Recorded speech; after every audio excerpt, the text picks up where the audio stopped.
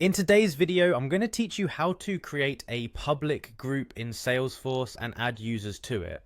Setting up a public group in Salesforce is a handy way to organize teams or departments and streamline how permissions and access are applied across your organization. To begin, let's start by logging into your Salesforce account. Make sure you have the right administrative permissions to create groups and manage users. If you're not already logged in, take a moment to do so. Once you're logged in, you'll want to look towards the top right of your screen to find the gear icon. This icon is your gateway to the settings, where you can manage and customize various aspects of Salesforce according to your needs. Give it a click and a drop-down menu will appear. From this menu, you'll choose Open Advanced Setup. By doing this, you'll access a broader range of settings, which include user management and group configuration. Now, in the Setup menu on the left side, there's a search feature called Quick Find. It's really handy for quickly locating what you're looking for among a plethora of options. Just type public groups into the Quick Find box. This helps you quickly navigate to the exact feature we need without scrolling through extensive lists and menus. Once you've typed in public groups, you might notice an option to view this page in Salesforce Classic.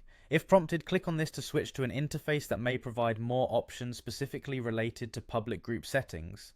Now that you're on the public groups page in Salesforce Classic, look for the New button. It's typically situated at the top of the page. When you click this button, you'll be prompted to create a new public group.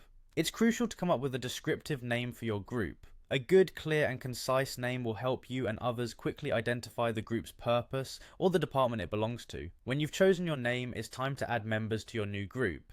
Start by selecting the type of members you want to include from a drop-down labeled Search.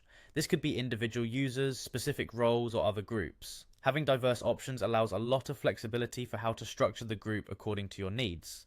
Next, you'll want to search for the specific user or role you intend to add to your group. Once you locate them, select them and click Add. This action will move them to the selected members list, indicating they are now part of your group. Finally, it's time to make it official. Click the Save button to create the group and finalize the addition of these members. And just like that, you've created a new public group in Salesforce, complete with its users. This group can now be used for assigning permissions and access, helping to streamline a variety of tasks within your organization.